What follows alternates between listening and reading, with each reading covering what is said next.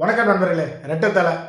So Arun Vijay படத்தை பொறுத்த வரைக்கும் நமக்கு பெரும்பாலும் ஒரு விஷயம் இருக்கும். எப்படின்னா அவரோட படம் வந்து டிஃப்ரெண்ட்டாக ஒரு ஸ்டோரியை வந்து சூஸ் பண்ணுவார். ஸோ தடம் படத்துலேருந்தே வந்து பார்த்தீங்கன்னா தடையிற தாக்கத்துலேருந்தே இவர் ஒரு நல்ல படம், ஒரு கேரண்டியாக நல்லா இருக்கும்னு நினச்சி தான் போவோம்.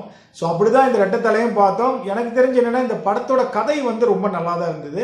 பட் இருந்தாலும் இந்த படத்தோட திரைக்கதையை டோட்டலாக ஸ்பாயில் பண்ணி படத்தை கொலாப்ஸ் பண்ணி நல்லா வர வேண்டிய படத்தை படுக்க வச்சுட்டாங்க அப்படின்னு தான் சொல்லுவேன். படத்தோட கதை என்னன்னா, அருண் விஜய் ஹீரோயின் வந்து என்னன்னா பணத்தாசை பிடிச்சவங்க. பணத்தாசை அப்படிங்கிறத விட எல்லாமே பணம் தான். பணம் தானே இந்த உலகத்தில் மதிப்பு, வாழ்க்கை, நம்ம என்டர்டைன்மெண்ட் எல்லாமே. So money is always ultimate அப்படின்னு நம்ம இவர் சொல்லுவார் தெரியுமா, நட்டி, இந்த சதுரங்க வேடை. அந்த மாதிரி அந்த பொண்ணுக்கு பணம் தான் எல்லாமே.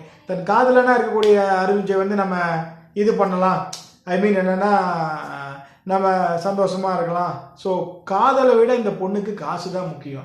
அப்போ இவர் யோசிக்கிறாரு, என்னடா இவன் வந்து காசு வேணும்ட்டே இருக்காளே, என்ன பண்ணுறதுன்ட்டு. சரி அப்படின்ட்டு, உனக்கு பணம் காசு தான் வேணும், நம்ம சம்பாதிக்கிறோம், செட்டில் ஆகிறோம் அப்படின்னு சொல்லிட்டு அருண் விஜய் வந்து அதற்காக தன்னோட மனசாட்சிங்கிறத விட இவர் வந்து ஒரு விஷயத்தில் வந்து இறங்குறாரு.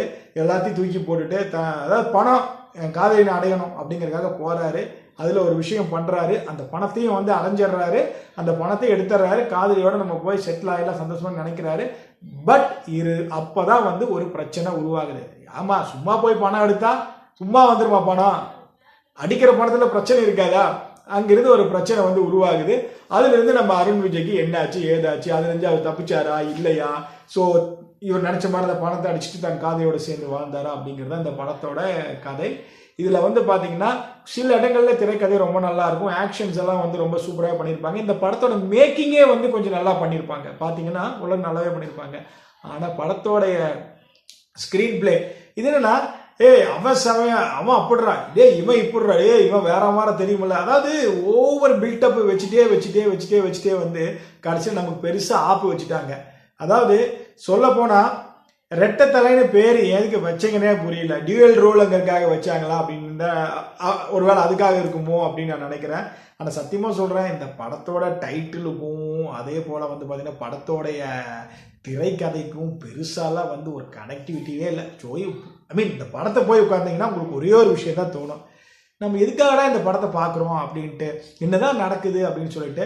படத்தோட கதை நமக்கு என்னன்னு புரிஞ்சாலும் ஒன்லைனில் பார்க்கும்போதே தெரிஞ்சு போயிடும். இந்த பொண்ணு பணம் கேட்குது, ஹீரோ வந்து தன் காதலிக்காக பணத்தை போய் அடிச்சுட்டு வர்றாரு.